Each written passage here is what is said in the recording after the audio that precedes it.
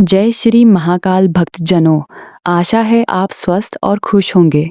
इस बार मैं आपको एक और गुप्त विद्या दे रहा हूँ। इसे कश्मीर शैव दर्शन में प्रतिभिज्ञा का स्पंद कहते हैं। सीधे शब्दों में कहे तो ये पहचानने की शक्ति का विज्ञान है। ये वो विद्या है जिसमें तुम हर घटना, हर इंसान, हर चीज में अपने ही आप को पहचान लेते हो। 10 मिनट में हम इसे ऐसा सीखेंगे कि आपको लगेगा कि आप हमेशा ये जानते थे, बस भूल गए थे। आगे बढ़ने से पहले भक्तों, आपसे अनुरोध है कि चैनल को सब्सक्राइब और बेल आइकॉन को ऑन कर लीजिएगा ताकि ऐसी वीडियो आपके पास सबसे पहले पहुंचे। तो शुरू करते हैं। हम सब सुबह उठकर सबसे पहले आईना देखते हैं और उसमें जो चेहरा दिखता है उसे तुरंत मैं का लेबल लगा देते हैं। बाल बिखरे हैं तो हम कहते हैं मैं अस्त व्यस्त हूँ। चेहरे पर थकान है तो हम मान लेते हैं मैं कमज़ोर हूँ। पर क्या कभी तुमने आईना तोड़कर देखा है? अगर आईना तोड़क मोन्यूम बिखर जाए तो क्या तुम्हारा मैं भी 100 टुकड़ों में बंट जाएगा? नहीं बंटेगा, क्योंकि वो चेहरा तो सिर्फ रोशनी का खेल था। असली मैं तो वो है जो टूटे हुए आईने को भी देख रहा है और कह रहा है कि आईना टूट गया। समस्या ये है कि हम जिंदगी भर उस प्रतिबिंब को ही संभालते रहते हैं। नाम को चमकाते हैं, पद को पॉलिश करते हैं, रिश्तों को फ्रेम में जड़ते हैं और भूल जाते हैं कि इन सब के पीछे जो खाली, शांत देखने वाला है वही असली संपत्ति है। प्रतिभिज्ञा का मतलब ही यही है, अपने उस असली चेहरे को पहचान लेना जो आईने के बनने से पहले भी था और आईने के मिटने के बाद भी रहेगा। पुराने कश्मीर शैव ग्रंथ, विज्ञान भैरव तंत्र और स्पंदकारी का एक ही बात बार दोहराते हैं कि ये पूरा जगत एक ही चेतना का विलास है, एक ही समुद्र की अनगिनत लहरें हैं। एक लहर उठती है, दूसरी से टकराती है, उसे दुश्मन समझती है। कभी किसी लहर से मिलकर बड़ी हो जाती है तो उसे प्रेम समझती है। पर जिस क्षण लहर नीचे झांककर देखती है उसे पता चलता है कि मेरा पेट तो पूरा समुद्र है, मैं अलग कहाँ हूँ। उसी पल उसका जन्म और मृत्यु का डर खत्म हो जाता है, क्योंकि लहर मिट सकती है, समुद्र नहीं मिटता। स्पंद शब्द का अर्थ ही यही कंपन है, वो धड़कन जो हर दिल में एक जैसी चल रही है। तुम्हारी छाती में जो धड़क रहा है और मेरी छाती में जो धड़क रहा है उसके बीच कोई दीवार नहीं है। स्टेथोस्कोप अलग अलग लगा दो तो आवाज अलग लगेगी, पर धड़कन की भाषा एक है। बस सीने अलग हैं, दिल एक है। अब बात अनुभव की। किताब में पढ़ लेना आसान है कि सब एक है, पर ट्रैफिक में कोई हॉर्न दे तो एकता कहाँ चली जाती है। इसलिए पहला सूत्र है ठहर कर देखना। तुम दिन में 2000 चीजें देखते हो पर रुकते एक पर भी नहीं। अगली बार जब छत पर कोई चिड़िया बैठे या खिड़की से बादल का टुकड़ा गुजरे तो 2 सेकंड के लिए दुनिया पॉज कर दो, मोबाइल नीचे रख दो, सोच को ब्रेक दो, बस देखो। न उसका नाम लो, न अपनी राय दो। तुम पाओगे कि एक पल के लिए तुम और वो चिड़िया अलग नहीं थे। न वो उड़ रही थी, न तुम देख रही थी, सिर्फ उड़ना घट रहा था। उसी पल प्रतिभिज्ञा की खिड़की खुली, क्योंकि तुमने चिड़िया में अपने ही होने को पहचान लिया। तुमने पंखों में अपनी ही आज़ादी को छू लिया। ये 2 सेकंड का ठहराव तुम्हारे पूरे दिन की केमिस्ट्री बदल देता है। दूसरा सूत्र है पूरा सुनना। हम सुनते बहुत कम हैं। हम इंतज़ार करते हैं कि सामने वाला कब चुप हो ताकि हम अपनी बात शुरू करें। कोई दोस्त अपना दुख बता रहा होता है और हम अंदर ही अंदर सलाह का भाषण तैयार कर रहे होते हैं। अगली बार प्रयोग करो, जब कोई बोल रहा हो तो अपनी जीभ तालू से लगा लो और ठान लो कि जब तक वो खुद न पूछे मैं एक शब्द नहीं बोलूँगा। सिर्फ उसकी आवाज़ को अपने भीतर उतरने दो। उसके शब्दों के बीच जो खाली जगह है, जो सांस है, जो कंपकसी है, उसे महसूस करो। तुम देखोगे कि 5 मिनट में उसकी आंखें हल्की हो जाएंगी। वो कहेगा तुझसे बात करके मन हल्का हो गया। जबकि तुमने किया क्या? कुछ नहीं। तुमने बस उसे जगह दी। तुमने उसे खुद को सुनने दिया, क्योंकि जब तुम पूरी तरह सुनते हो तो सामने वाला पहली बार खुद को सुन पाता है, और खुद को सुनते ही आधा दर्द वैसे ही उड़ जाता है जैसे धूप में ओस। आधुनिक न्यूरोसाइंस भी अब वही बोल रही है जो ऋषि हजारों साल पहले बोल गए। हमारे दिमाग में मिरर न्यूरॉन्स नाम की कोशिकाएं हैं। जब तुम किसी को कप उठाते देखते हो तो तुम्हारे दिमाग का मोटर कॉर्टेक्स वैसे ही जलता है जैसे तुम खुद कप उठा रहे हो। जब कोई स्क्रीन पर रोता है तो तुम्हारी आंख के कोने गीले हो जाते हैं, यानी प्रकृति ने हमें बाय डिफ़ॉल्ट एक दूसरे से जोड़कर भेजा है। हमने ही बीच में भाषा, देश, जाति, ओपिनियन की दीवारें खड़ी कर ली हैं। प्रतिभिज्ञा का अभ्यास इन दीवारों पर हथौड़ा मारना नहीं है, बस उन्हें ध्यान से देखना है। ध्यान से देखते ही पता चलता है कि दीवारें कांच की थीं, आर पार दिख रहा था, हम ही टकरा रहे थे। जैसे ही ये दिखता है, करुणा ऑटोमेटिक हो जाती है, उसे लाना नहीं पड़ता। अब एक घरेलू प्रयोग। अपनी हथेली को आंखों के सामने खोलो। देखो पांचों उंगलियां कितनी अलग हैं। अंगूठा मोटा और छोटा है, कनिष्ठा पतली और नाजुक है, मध्यमा सबसे लंबी है। पर क्या कभी अंगूठे ने कनिष्ठा से कहा कि तू बेकार है? नहीं कहा, क्योंकि सबको पता है कि ताकत तभी आती है जब पांचों मिलकर मुट्ठी बने। अब आंख बंद करो और अपने परिवार को याद करो। पापा कड़क है, मम्मी भावुक है, भाई लापरवाह है, तुम खुद उलझे हुए हो। भाव करो कि ये सब उसी एक हथेली की उंगलियां हैं। कोई तुम्हें चुभता है तो वो तर्जनी है जो बार बार इशारा करती है, पर है तो तुम्हारी ही। जिस दिन ये भाव पेट में उतर गया, उस दिन घर का क्लेश 50% कम हो जाएगा, क्योंकि अब तुम लड़ नहीं रहे, तुम समझ रहे हो कि मुट्ठी बननी है तो हर उंगली अपनी जगह जरूरी है। यहाँ एक बड़ा भ्रम टूटता है। लोग पूछते हैं कि अगर सब मैं ही हूं तो चोर को पकड़े या माला जपे। ये आधा ज्ञान खतरनाक है। लहर समुद्र है, ये सच है, पर लहर का स्वभाव लहराना है। अगर लहर कहे कि मैं समुद्र हूं इसलिए हिलूंगी नहीं, तो वो लहर नहीं रही, तालाब बन गई। तुम्हें अपना किरदार पूरी ईमानदारी से निभाना है। डॉक्टर हो तो पूरी ताकत से इलाज करना है, वकील हो तो पूरी तैयारी से केस लड़ना है। फर्क सिर्फ इतना है कि भीतर से जानते रहो कि स्टेज पर हो। शाम को शो खत्म होगा तो कॉस्ट्यूम उतर जाएगा। लीला का यही अर्थ है। काम में 100% पर पहचान में 0%। जब करने वाला मिट जाता है तो काम में थकान नहीं आती, निद्रित आता है। इस विद्या का सबसे बड़ा विलन है जल्दीबाजी। हम चाहते हैं कि आज YouTube वीडियो देखा और शाम तक मोक्ष मिल जाए, पर प्रतिभिज्ञा इंस्टेंट नूडल नहीं है। ये धीमी आंच का हलवा है। कढ़ाई चढ़ा दो और चलाते रहो। आंच तेज की तो जल जाएगा, बंद की तो कच्चा रह जाएगा। रोज सुबह 10 मिनट का नियम बना लो। अलार्म से 10 मिनट पहले उठो, बिस्तर पर ही पालथी मार लो, आंख बंद करो और बस एक सवाल पूछो, ये जो अभी सांस ले रहा है, ये क्या कौन है? जवाब मत खोजो, गूगल मत करो।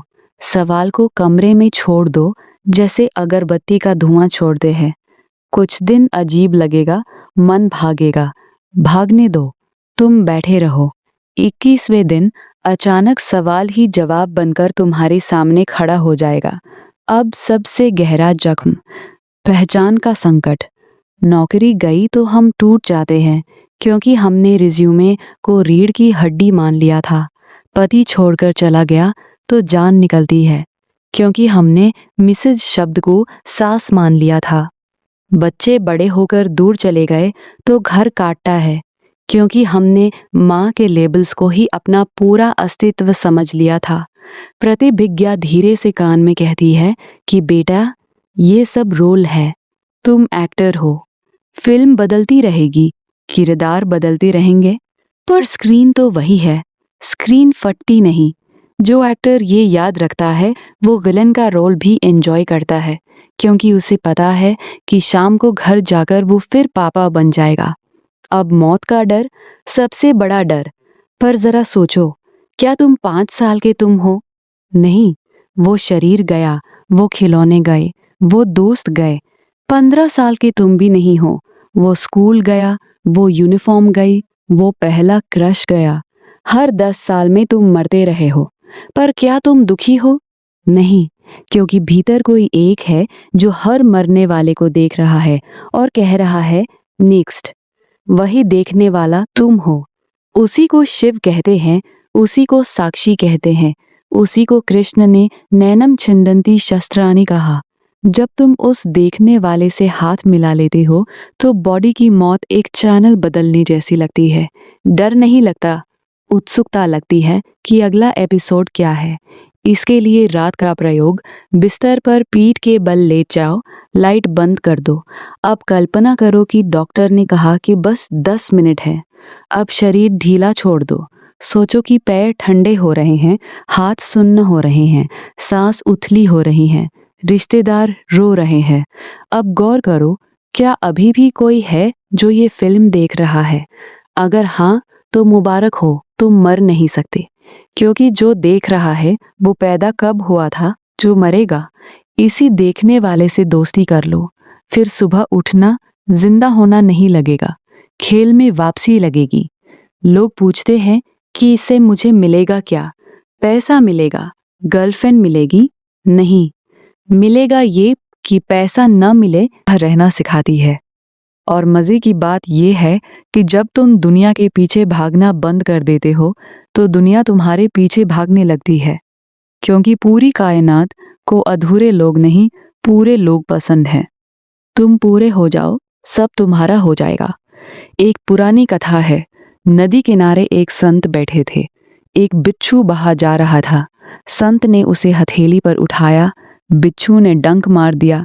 संत की आंख में आंसू, पर उसने बिच्छू को फिर पानी से बाहर रखा, फिर डंक। पास खड़े आदमी ने कहा, पागल हो क्या? ये जहर उगल रहा है और तुम बार बचा रहे हो। संत हंसे और बोले, जब ये अपना स्वभाव नहीं छोड़ रहा तो मैं अपना स्वभाव क्यों छोड़ूं? प्रतिभिज्ञा यही सिखाती है। दूसरा तुम्हारे साथ क्या करता है वो उसका कर्म, तुम क्या करते हो वो तुम्हारा धर्म। और जब तुम जानते हो कि वो बिच्छू भी तुम ही हो तो डंक भी प्रसाद लगता है। अब डेली लाइफ का टूल। दिन में 3 बार फोन में अलार्म लगाओ। सुबह 10 बजे, दोपहर 3 बजे, रात 9 बजे। नाम रखो रुक जा। जब अलार्म बजे, चाहे मीटिंग में हो चाहे बाथरूम में, 30 सेकंड के लिए फ्रीज हो जाओ। बस 3 लंबी सांस लो। पहली सांस में ध्यान दो कि शरीर कहाँ तनाव में है। दूसरी सांस में देखो कि मन में कौन सी टेप चल रही है। तीसरी सांस में पूछो, इन सबको कौन देख रहा है? जवाब मत दो, फिर काम पर लौट जाओ। ये 30 सेकंड का ब्रेकर तुम्हारी ऑटोमेटिक गाड़ी को मैनुअल कर देगा। तुम रिएक्शन से रिस्पॉन्स पर आ जाओगे। रिश्तों का गणित भी बदल जाता है। जब तुम किसी से पहली बार मिलते हो और बिना वजह खिंचाव या नफरत महसूस होती है तो समझो लेन देन बाकी है। प्रतिभिज्ञा कहती है कि इस जन्म में कोई भी अजनबी नहीं मिलता। सब पुराने एक्टर्स नए कॉस्ट्यूम में आए हैं। इसलिए अगली बार जब बीवी से लड़ाई हो तो 1 सेकंड रुककर सोचो कि हो सकता है पिछले जन्म में ये मेरी माँ थी, आज पत्नी बनकर हिसाब बराबर कर रही है। इतना सोचते ही गुस्सा हंसी में बदल जाएगा, क्योंकि खेल समझ आ गया। इसका सबसे मीठा फल है माफ़ी। हम जिसे माफ़ नहीं करते उसे अपने भीतर कैद कर लेते हैं। वो आज़ाद घूम रहा है और हम जेलर बने उसकी कोठरी के बाहर पहरा दे रहे हैं। प्रतिभिज्ञा कहती है कि सामने वाला तो तुम ही हो। तुम खुद को कब तक जेल में रखोगे? माफ़ करने का मतलब है रस्सी काट देना। न वो बंधा है न तुम। और माफ़ करने के लिए बड़ा दिल नहीं चाहिए, बस ये समझ चाहिए कि गलती उसने नहीं की, नासमझी ने की। और नासमझी तो हम सब में है। अब ईश्वर की बात। लोग पूछते हैं कि भगवान ऊपर बैठा है या मंदिर में। प्रतिभिज्ञा कान पकड़कर हंसती है। अरे नादान, तू जिसे ढूंढ रहा है वो ढूंढने वाला ही तो है। जैसे आंख पूरी दुनिया देखती है पर खुद को नहीं देख पाती, उसे आईना चाहिए, वैसे ही ईश्वर सबको देख रहा है, पर खुद को देखने के लिए तुम्हारी आँख का इस्तेमाल कर रहा है, इसलिए बाहर मत भागो। एक पल को शांत हो जाओ और देखो कि देखने वाला कौन है। जिस पल देख लिया उसी पल मस्जिद, मंदिर, चर्च सब तुम्हारे भीतर शिफ्ट हो जाएंगे। यहाँ एक चेतावनी और, आधा ज्ञान आलस बन जाता है। कुछ लोग सुन लेते हैं कि सब एक है, फिर बिस्तर से उठते नहीं। कहते हैं जो होगा देखा जाएगा। ये प्रतिभिज्ञा नहीं, प्रमाद है। लहर को उछलना ही पड़ेगा, सूरज को तपना ही पड़ेगा, तुमको अपना काम करना ही पड़ेगा। अंतर सिर्फ नियत का है। पहले तुम डर से काम करते थे कि नौकरी चली जाएगी, अब तुम प्रेम से करोगे क्योंकि काम ही पूजा है। रिजल्ट जो आए वो भी तुम, जो ना आए वो भी तुम। तब काम बोझ नहीं, भजन हो जाता है। तो प्रतिभिज्ञा का स्पंद जीने की कला है। समझ आ गया कि सुबह आंख खुले तो भाव करो कि शरीर उठ रहा है, मैं देख रहा हूँ। ब्रश करो तो भाव करो कि झाग बन रहा है, मैं साक्षी हूँ। ट्रैफिक में फंसो तो भाव करो कि चिड़चिड़ाहट उठ रही है, मैं अलग खड़ा हूँ। रात को नींद आए तो भाव करो कि पलकें भारी हो रही हैं, मैं जाग रहा हूँ। धीरे धीरे मैं कर रहा हूँ की जगह हो रहा है लेगा। और जिस दिन हो रहा है में तुम मजे लेने लगो, समझो खेल खत्म, आनंद शुरू। एक आखिरी प्रयोग, सबसे ताकतवर। आज रात दर्पण के सामने खड़े हो जाओ। कमरे की लाइट धीमी कर दो, अपनी आंखों में आंखें डालो, पलक मत झपकाओ। शुरू में चेहरा हिलेगा, डरावना लगेगा। बचपन के चेहरे दिखेंगे, अजीब शक्लें बनेंगी। भागो मत। 5 मिनट, 7 मिनट, एक पल ऐसा आएगा जब चेहरा गायब हो जाएगा, सिर्फ 2 आंखें बचेंगी जो एक दूसरे को देख रही हैं। उसी क्षण पहली बार तुम अपने से मिलोगे। वो मिलन किसी तीर्थ से बड़ा है, क्योंकि तुम जिसे मक्का, मदीना, काशी में ढूंढ रहे थे वो तुम्हारी पुतली में बैठा था। और जब मिलन हो जाए तो क्या करना है? कुछ नहीं, बस मुस्कुरा देना। जैसे बिछड़ा हुआ दोस्त सालों बाद मिले तो कुछ बोला नहीं जाता, सिर्फ आंख भर आती है। वैसे ही भीतर कुछ गीला होगा, कुछ खिलेगा। उसे शब्द मत दो, शब्द दिए तो फिर दिमाग शुरू हो जाएगा। बस महसूस करो और सो जाओ। सुबह उठोगे तो दुनिया वही होगी, पर तुम वो नहीं रहोगे।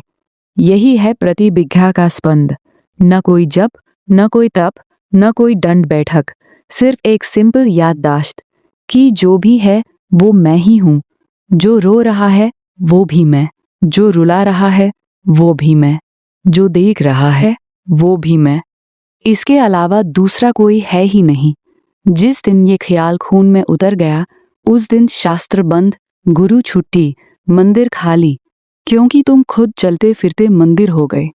तो अब ये वीडियो यहीं पॉज करो, मोबाइल उल्टा रख दो, आंख बंद करो और अपने से एक ही सवाल पूछो, अभी ये जो सुन रहा है ये कौन है?